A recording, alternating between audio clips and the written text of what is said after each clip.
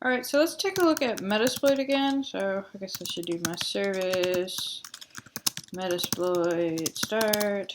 Well, I guess I gotta start up the database first. I always don't do this because I never really use the Metasploit database. In fact, the image I used to use for classes, it was broken.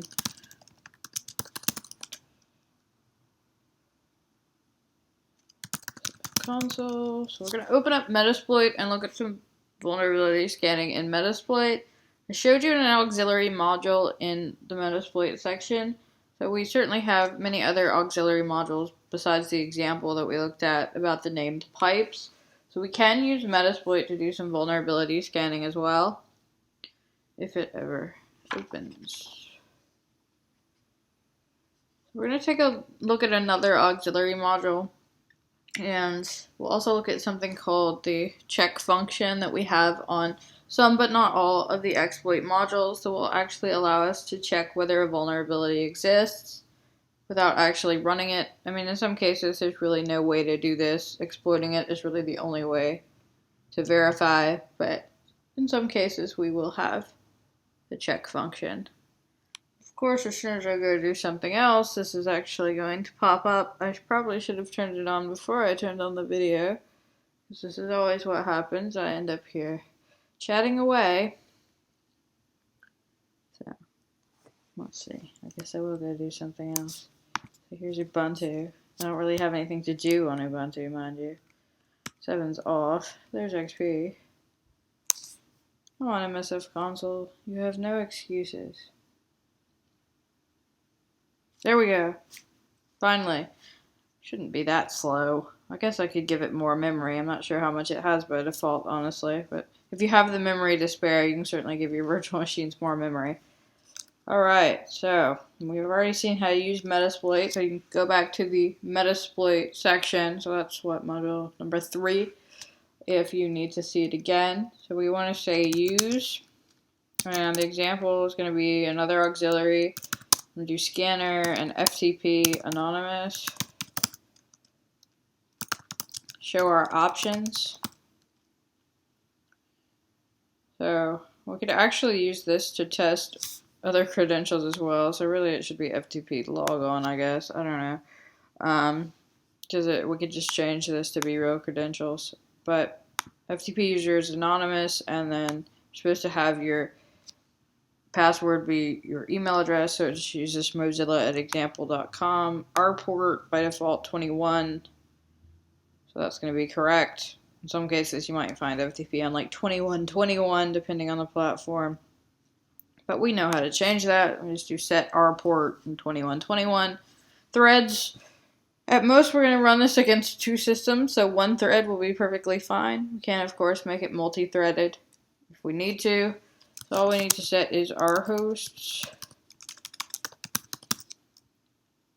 But how about a thought?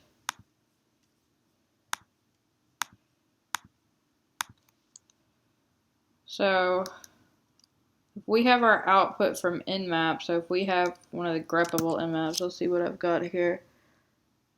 Like, we have, like, here's class_scan.gnmap. So if we cat that out, see, this isn't really useful, again, for 2 hosts, but this is incredibly useful if you have a lot of them. And we learned how to do this pretty much earlier if we went through the Linux section. So what we can do, so here's the cat out of that gnmap. This is why I like gnmap. I mean, it's not very nice to read, but as the name implies, it's great for grepping. So what we can do is we can cat out class_scan.gnmap. Well, let's see. Let's grep for the word up, because every time a host is alive, we get this status up here. We got that. Again, in this case, there's only 2. Not that exciting, but it could be much, much larger. I do pen tests that are 5 to 10,000 hosts, or even more. So let's do that cut. Again, we learned cut in our Linux section. There are other ways of doing this. Like I know people who use awk to do this, or even sed. I like cut. It's easy for me to remember the syntax for it. So I'm going to make the delimiter a space, and I'm going to tell it I want field. I want just the IP address, so I want field 2. That gets me just our IP addresses, and not, again, necessary in this case, but sort them uniquely. I mean, just in case. You never know where you're getting your output from. Always a good idea to sort uniquely. So I put that into, say, live hosts.text. So then what we can do here in Metasploit, again, it would have been easier just to type in the 2 hosts, but when you're doing it against a lot of them, then anything command line confu like is certainly worth it. I'm going to set our host to file : and then this is in the root directory. So root and live hosts.text. So it will pull the data from live hosts.text to do this scan.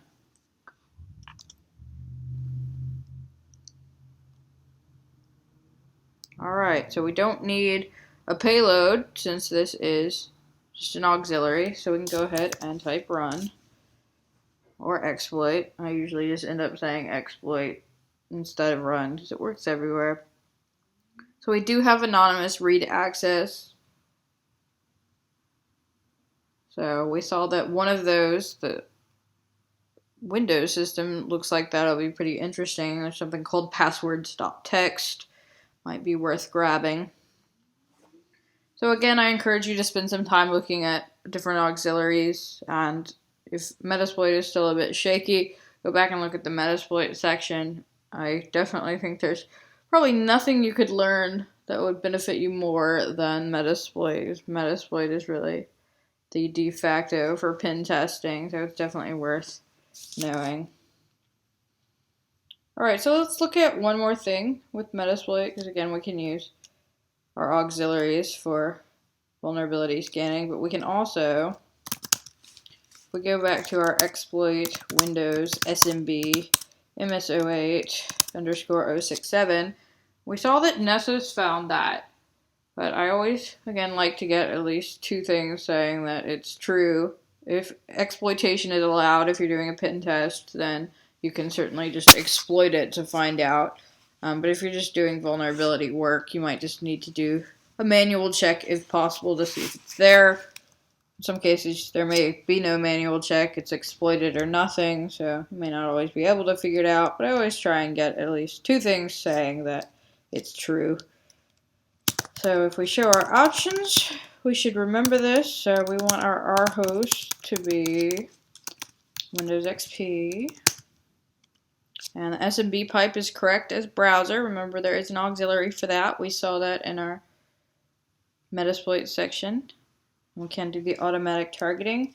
Instead of setting a payload and doing exploit, what I'm going to do is use the check function. Again, not all Metasploit exploit modules have this. In some cases, it's just not possible to check. And even if it is, there's no requirement that the developer of the module implement the check function. It says the target is vulnerable, so that's cool. That's something we can exploit. Of course, we already knew that because we already tried it as our example exploit in a previous module.